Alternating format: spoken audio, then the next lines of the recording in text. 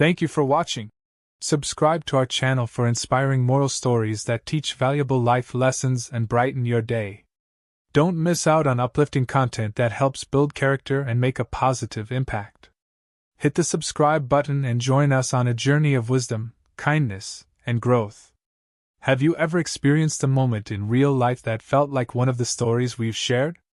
We'd love to hear about your personal experiences and how they made an impact on you. Share your thoughts in the comments below. Officer Jack Miller sat in his cruiser, tapping the steering wheel absent-mindedly as he gazed down the empty streets. It was a day like any other in the southern town where he'd spent most of his career, a place where he knew every corner, every alley, every shift in the wind. On the surface, nothing seemed to change. But to Miller, the change was glaringly obvious, and it irritated him deeply. More black families were moving into town, families who dressed well, drove nice cars, and moved into neighborhoods that he once considered off-limits to them. He grumbled to himself, turning his gaze to the rearview mirror. In his mind, they didn't belong. Not here. Not in his town. As he slowly cruised down the main street, he couldn't shake the feeling of resentment. His father had always told him that things were better. Back in the day. Back when people knew their place. Back when there wasn't such a push to blur the lines between races. Miller had grown up steeped in these views. As a child, he didn't question them. As an adult, he justified them as part of maintaining order. And in his role as a police officer, it was his duty to enforce that order, to keep the town the way it should be. His resentment festered, bubbling beneath the surface, quietly influencing his every decision on the job. He didn't think of it as racism, just as common sense. More diversity, more problems, he could feel it in his bones. Every time he saw a new black family moving into the neighborhood, his jaw would tighten just a little bit more. It wasn't just his personal views, he felt like the town was changing for the worse. More crime, more disrespect, more disorder. He liked the control his badge gave him. He saw it as his responsibility to remind certain people where they stood, especially when they stepped out of line. His thoughts drifted to his father's teachings. His father, a hard man, had made it clear that people like them were the backbone of society. People who worked, followed the rules, and didn't stir up trouble. The world's going soft. His father would say over dinner, shaking his head at the news. People just can't take pride in what's right anymore. Miller had absorbed those lessons like a sponge. Now they played on a loop in his mind, each day reinforcing the same old beliefs.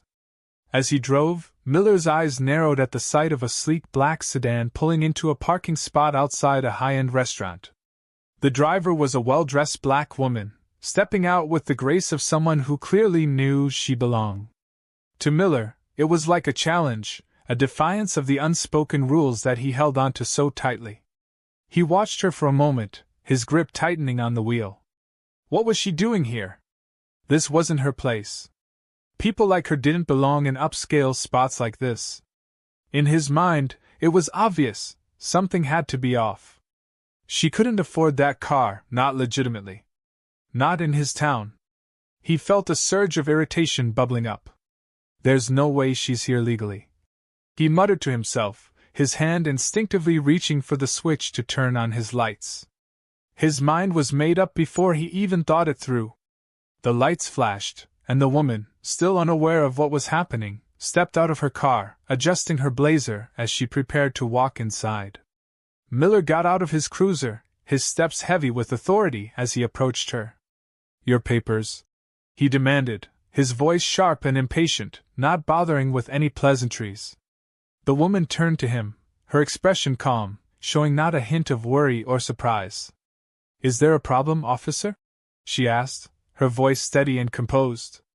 She reached into her bag and pulled out her identification, handing it over without hesitation. Miller took it without even glancing at the name. "You're parked in an unauthorized area," he said, his tone accusatory, though the sign right in front of him clearly allowed parking. "And you're acting suspiciously." The woman raised an eyebrow, her calm demeanor still intact. "I'm just here to pick up my order," she replied. I didn't know that was against the law. Miller felt his blood pressure rise. There it was, that superiority, that sense of entitlement that he hated so much. She was trying to play him, trying to outsmart him, just like he'd seen so many others do before. He scowled, looking from her expensive car back to her. I don't think you understand, he said, stepping closer, his voice laced with an unspoken threat. You're acting suspiciously, and I want to know where you're from and why you have a car like this.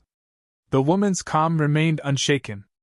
I don't think I'm obligated to answer those questions unless I've broken the law, she said, her voice still level. Miller's jaw clenched. He was used to people falling in line when he spoke like this, used to them backing down and submitting. But not this woman. She wasn't scared.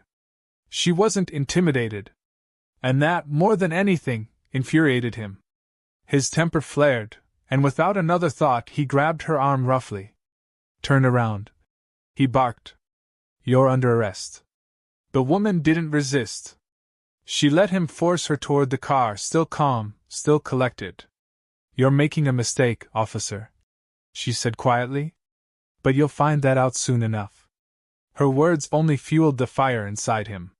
He shoved her against the car, pulling out his handcuffs, convinced that he was doing the right thing, convinced that she was hiding something. The fact that she wasn't fighting back, wasn't arguing, only made him more certain that she was trying to outwit him, playing some kind of game.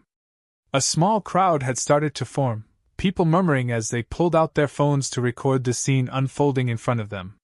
Some recognized the woman and whispered among themselves, but no one dared to step forward.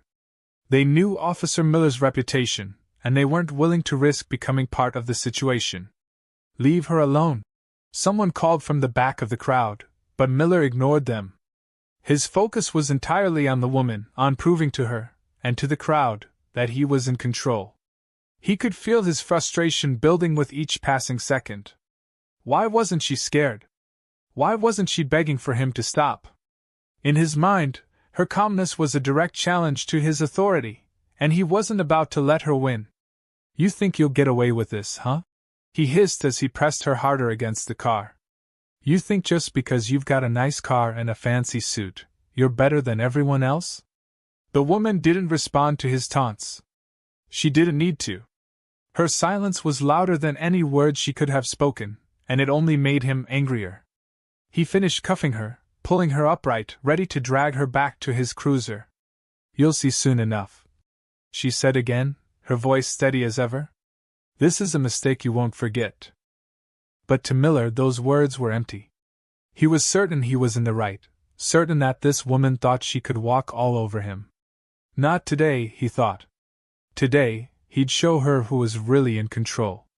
The crowd was growing, and the whispers were becoming louder. People were recording, their phones pointed at him, but none of that mattered to Miller. All that mattered was proving to this woman that she wasn't above the law, not in his town, not on his watch. Officer Miller's irritation grew with each passing second. The woman remained calm, unbothered by his increasing aggression, and it gnawed at him. She didn't seem intimidated, didn't flinch under his authority, and that only fueled his frustration. She had explained herself, said she was picking up an order from the restaurant, but Miller wasn't interested in explanations. To him, her calm demeanor was just another sign of guilt, another reason to push harder. He couldn't stand the way she seemed so composed, so sure of herself, as though nothing he said or did could touch her. Acting suspiciously, he muttered under his breath, doubling down on the accusation.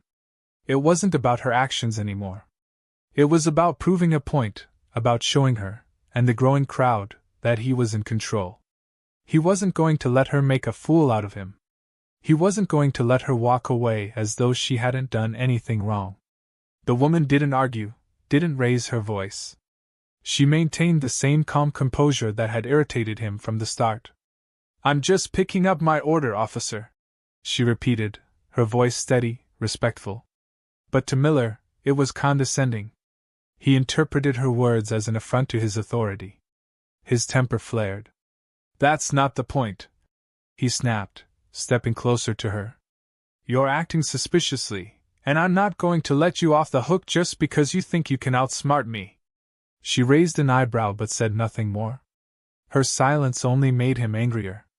In his mind, she wasn't just disobeying him, she was challenging him. She was standing there, daring him to act. His heart pounded in his chest, his hands itching to take control of the situation, to show her exactly who held the power. He wasn't used to this kind of defiance, and it pushed him over the edge. Without warning, Miller grabbed her arm, yanking her toward the car. The woman didn't resist, but her calm voice cut through the tension. "Officer, you're making a mistake." Her words felt like a punch to his gut, but he pushed through it, shoving her against the car as he reached for his cuffs. A few gasps echoed from the small group of onlookers that had started to gather. Miller could feel their eyes on him, feel the weight of their judgment, but he didn't care. This was about control, and he wasn't going to let some crowd tell him how to do his job. As he snapped the cuffs around the woman's wrists, she didn't struggle, didn't shout. She remained composed, though her voice carried a quiet warning. "This won't end the way you think it will." Miller ignored her, roughly pushing her up against the vehicle, his jaw clenched in frustration. The small crowd of bystanders had grown, and now people were murmuring amongst themselves, pulling out their phones to record what was happening. Some recognized the woman. A few exchanged nervous glances, uncertain about whether or not to intervene. Others kept their distance, not wanting to get involved in a situation that could easily turn volatile. One man in the crowd called out, "Leave her alone! She didn't do anything!" Miller shot the man a glare, but he kept his attention on the woman. He wasn't about to let some random bystander dictate how he handled the situation. He was in charge here. He was the authority. The woman's calmness only spurred him on. It felt like she was testing him, silently challenging his control. And Miller wasn't about to back down, not with everyone watching. "What did she do?" Someone else called out from the crowd, their voice louder this time. Another person joined in. "Why are you arresting her? She's done nothing wrong." The murmurs of the crowd grew louder, the tension palpable as more people gathered. Phones were raised, capturing every moment, every aggressive shove, every unnecessary show of force. Some people started shouting at the officer, accusing him of racial profiling. "He's just doing this because she's black," a voice from the back shouted. Miller's face flushed with anger. His grip on the woman tightened. "Back off!" he yelled at the crowd, his voice hard, unyielding. He wasn't going to let them sway him. He was in control here. He knew what he was doing. This woman was acting suspiciously, and she needed to be put in her place. That was the way it worked. But the crowd wasn't backing down. More voices rose in protest, demanding answers. "What did she do? Why are you arresting her? This is wrong!" The chorus of voices grew, matching the swelling tension in the air. Despite the rising hostility, the woman remained calm, still composed. She didn't raise her voice to join the crowd's protests. Instead, she turned slightly toward them, addressing them in a calm, measured tone. "Please stay calm. Everything will be fine." Her words had a surprising effect. The crowd quieted just slightly, though their outrage simmered just beneath the surface. They didn't want to escalate things further, not with so many people recording, but the anger was still there, bubbling, waiting for the moment to boil over. Miller, feeling the pressure from the crowd, grew even more defensive. He shouted again, telling them to back off, but his voice lacked the same authority it had before. The woman's composure was getting to him. He could feel the eyes of the bystanders boring into him, judging him, questioning his every move. And despite his outward bravado, he could feel control slipping through his fingers. More phones were raised, more people recorded the unfolding scene. The videos were already being uploaded to social media, spreading like wildfire. Within minutes, the footage would be seen by thousands, and then by millions. And the narrative would be clear: a white officer aggressively arresting a black woman for seemingly no reason. Local reporters, alerted by the social media posts, started arriving at the scene. Their cameras clicked on, capturing the escalating tension, the mounting crowd, and the officer's increasingly defensive stance.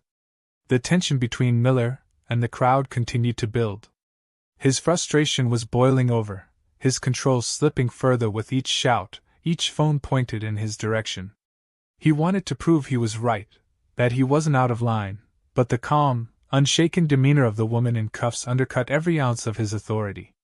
She stood there, silent now, letting the crowd speak for her, letting their voices amplify the injustice of the moment. And as the bystanders grew louder, their outrage growing, Miller couldn't shake the feeling that this was quickly spiraling out of his control. The situation was becoming bigger than him, bigger than the woman he had arrested. It was turning into something far beyond his reach. The woman's calm had been a signal from the start, though Miller hadn't recognized it. Now, with the crowd rallying around her and the cameras rolling, it was clear that this arrest wasn't going to play out like all the others. As the situation continued to escalate, the flashing lights of another police car appeared at the edge of the crowd. Captain Adams, a veteran officer with decades of experience, stepped out. He had been alerted to the growing commotion by the stream of social media posts and the urgency in the voice of dispatch. From the moment he saw the gathering crowd and heard the murmur of voices, he knew something had gone terribly wrong. He pushed through the throng of onlookers, his eyes immediately locking onto the woman standing in handcuffs, pressed against the side of her car. His stomach dropped. He recognized her instantly, Judge Evelyn Carter. A woman of stature, dignity, and immense respect in the legal community. What was she doing here, handcuffed like a common criminal? And why on earth hadn't Miller realized who she was? Adams approached quickly, his face stern as he assessed the scene. Miller, standing rigid beside the handcuffed woman, was barking orders at the crowd, trying to assert control over a situation that was rapidly slipping from his grasp. The crowd wasn't listening to him anymore. Their focus was on the woman, on the growing injustice they were witnessing unfold before their very eyes. "What's going on here, Officer Miller?" Adams demanded, his tone firm but calm, masking the rising dread he felt. Miller turned, momentarily startled by the presence of his captain, but quickly recovering his posture. "She was acting suspiciously, Captain," he said defensively, gesturing toward the woman as if her very existence was proof of his judgment. "She refused to cooperate, and I had to place her under arrest." Adams' eyes narrowed. He looked back at the woman in handcuffs. Judge Carter. His mind raced as he pieced together the disaster that was unfolding before him. But Miller, oblivious to the storm gathering above him, continued. "She didn't answer my questions, acted like she was above the law. I had no choice." The captain took a deep breath, his patience thinning. "Miller," he said slowly, stepping toward the woman, "do you know who this is?"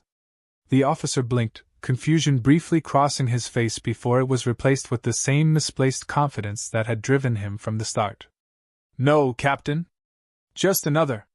Adams cut him off, his voice dropping to a near whisper, though the weight of his words hit like a hammer. "This is Judge Evelyn Carter.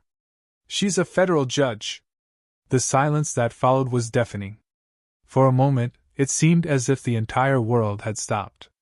The crowd, the cameras, the angry voices, all fell away as the realization dawned on Miller. His face drained of color, his hands, still gripping the cuffs, trembled as the magnitude of his mistake sank in. This wasn't just a woman picking up an order. This wasn't just another confrontation on the street. This was a federal judge, one of the most powerful legal authorities in the state, and he had arrested her based on nothing more than his own prejudice and arrogance. Adams wasted no time. He stepped toward Judge Carter, his expression one of deep regret as he unlocked the cuffs and gently removed them from her wrists. "Your Honor," he said softly, "I apologize for this misunderstanding." His words were careful, measured, though even he knew an apology wouldn't be enough to undo what had just happened. Judge Carter stood tall, her composure unshaken despite the humiliation she had endured. She didn't rub her wrists where the cuffs had been, didn't flinch or falter. Instead, she fixed her gaze on Miller, her eyes filled with the weight of the injustice she had suffered. "You've made a grave mistake, officer," she said, her voice steady but with an edge that cut through the air like a blade. "A mistake that will not go unnoticed." Miller's legs felt weak. He opened his mouth to speak, but no words came. What could he say? His mind raced, scrambling for excuses, for justifications, for any way to defend himself. But there was nothing. Nothing that could explain away the choice he had made, the assumptions he had clung to, the authority he had abused. The weight of it all pressed down on him, suffocating, crushing. His career, his future, everything was slipping away from him in an instant. Captain Adams, sensing the gravity of the situation, pulled Miller aside. His face was grim, his voice low but laced with authority. "Do you have any idea what you've done?" he asked, his eyes burning into Miller's. "This isn't just about you, officer. This is about the entire department. Your actions, your recklessness, have put us all in jeopardy." Miller couldn't speak. His mind was a blur, replaying every moment, every decision that had led to this disaster. How had he missed it? How had he allowed his own biases to cloud his judgment so completely? His hands trembled, and for the first time, the reality of his situation hit him like a punch to the gut. He wasn't just going to lose his job. This was bigger than that. There could be legal consequences. He could be sued. His name, once respected in the department, would be dragged through the mud. Adams continued, his tone heavy with finality. "There will be consequences for this, Miller. Serious consequences. This isn't just going to go away." Meanwhile, the crowd stood in stunned silence, watching as the scene unfolded before them. Their outrage had shifted from disbelief to fury, and now, with the revelation of who the woman was, the mood had darkened. Phones were still raised, cameras still rolling, capturing every moment, every glance exchanged between the officers and Judge Carter. But the narrative had changed. What had started as an arrest had now become something much bigger, a scandal, a public reckoning. Within hours, the videos had gone viral, flooding social media platforms, being shared and retweeted across the country. News outlets picked up the story, headlines plastered with phrases like, "Racist arrest of federal judge sparks outrage," and asterisk, "Systemic racism in policing exposed in shocking incident." Asterisk, the footage of Miller roughly arresting Judge Carter was played over and over, analyzed and dissected by news anchors, commentators, and activists alike. Protests began to form outside the police station. People from all corners of the community gathered, demanding justice for Judge Carter and accountability for the police department. Signs reading, "End racial profiling," and "Justice for Judge Carter," filled the streets, and chants for reform echoed throughout the town. The department, once a quiet and respected institution, found itself at the center of a storm. Calls for Officer Miller's immediate removal flooded the phone lines. Human rights organizations weighed in, calling for systemic changes in the way the department handled cases of racial bias. Inside the police station, the fallout was just as intense. Captain Adams held emergency meetings with the department's leadership, discussing how they would handle the public relations disaster that had just exploded in their faces. They couldn't sweep this under the rug. Too many eyes were watching now. Too much damage had already been done. Miller sat alone in a small, windowless room, waiting for the inevitable. He knew there was no way out of this. His actions had brought the department to the brink of collapse. He had acted on his worst instincts, and now he would have to face the consequences. As the protests raged outside and the media continued to scrutinize every detail of the incident, Judge Evelyn Carter stood as a symbol of resilience and justice. Her calm in the face of such blatant discrimination had only amplified her voice in the national conversation about racial inequality. And though the arrest had been unjust, the power of her position and the strength of her character ensured that her story would not end here. The consequences of Officer Miller's actions were far-reaching, but they had ignited a much-needed conversation about the deep-seated biases that still permeated law enforcement. This moment, though painful, was the beginning of a reckoning. Officer Miller's suspension was swift and decisive. The moment the full weight of his actions became public, the department had no choice but to act. With the video of the arrest spreading like wildfire, and outrage growing by the minute, Miller was placed on immediate leave pending an internal investigation.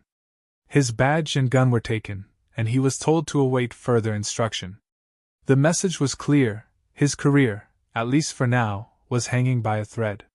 The police department, now under intense scrutiny, issued a public statement within hours of the incident going viral. They acknowledged the wrong that had been done, admitting that the arrest of Judge Carter was unjust and promising to take corrective measures. The tone of the statement was one of damage control, an attempt to calm the rising tide of public anger. But it wasn't enough.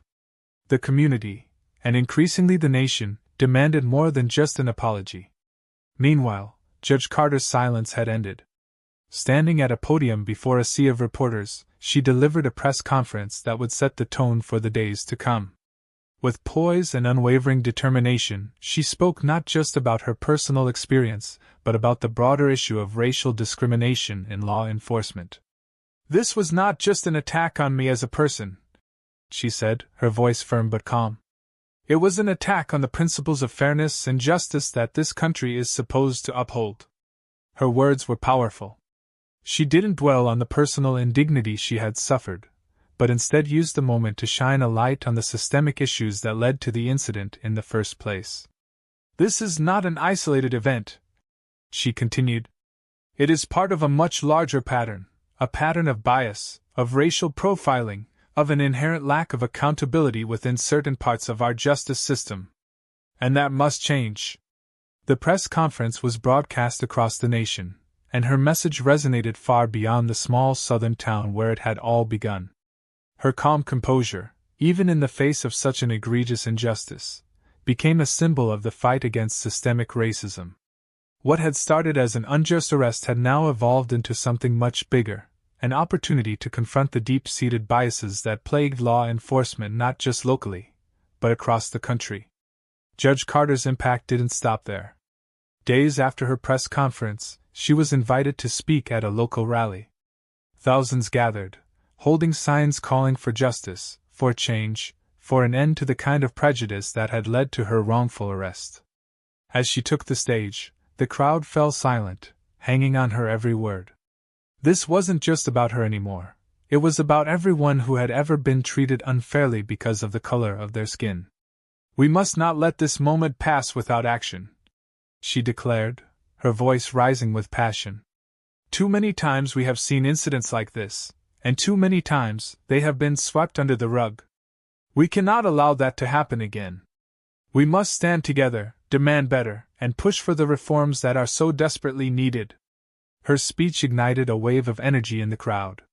It wasn't just about outrage anymore. It was about hope. Hope that change could come if enough people stood up and fought for it. Her words rippled across the nation, sparking conversations in communities far beyond the town's borders. People were talking about racial justice in new ways, calling for reforms, questioning the practices of their local police departments. Under mounting pressure from both the public and human rights groups, the police department had no choice but to implement real changes. The community's anger and the media's unrelenting coverage left them no room to maneuver. They had to act, and they had to act fast. The first step was instituting mandatory anti-bias training for all officers, not just as a one-time measure, but as a continual part of their professional development. But training alone wouldn't be enough. There had to be structural changes. Policies were revised to ensure greater accountability, especially in cases of potential racial profiling. Officers were now required to wear body cameras during all interactions with the public, ensuring that there would be a clear record of any and all future incidents. These measures were aimed at restoring some of the trust that had been shattered by Miller's actions. Perhaps most importantly, the department began implementing community engagement programs, designed to foster better relationships between the police and the town's marginalized communities. Officers were encouraged to attend town meetings, interact with local leaders, and get to know the people they served on a deeper level. It was an attempt to bridge the gap that had long existed between the police and the citizens they were supposed to protect. Slowly, the tension that had permeated the town began to ease. Still, the scars of what had happened were far from healed. For many, trust in the system had been irrevocably damaged. But for others, the changes represented a glimmer of hope, a sign that perhaps, just perhaps, things could be different moving forward. As the days turned into weeks, the protests gradually quieted, but the movement Judge Carter had ignited showed no signs of slowing. Her courage had sparked something larger than any one incident. She became a national figure, a voice for those who had been silenced, a beacon for those fighting for equality and justice. Her name became synonymous with the fight against systemic racism, and her presence was felt in courtrooms, town halls, and rallies across the country. In the end, the story of her arrest was not just about a single moment of injustice. It was about what followed: the demand for accountability, the push for reforms, the refusal to accept the status quo. It was about how one person's courage could force an entire system to confront its own failings. Judge Carter's dignity and determination inspired others to take up the cause, to speak out, to demand more from their leaders, their institutions, and themselves. The changes that followed were just the beginning. But they represented a step in the right direction, a step toward a future where no one would have to face what she had faced simply because of the color of their skin. In the end, the story of Judge Carter wasn't just a cautionary tale about the dangers of prejudice. It was a story about the power of resilience, the importance of standing up for what's right, and the belief that real change is possible. It was a reminder that, no matter how entrenched the system might seem, it can be challenged, it can be changed, and it can be made to serve the people, all people, with justice and fairness. The road ahead would be long, and there would be more obstacles to overcome. But the movement for change had begun, and as long as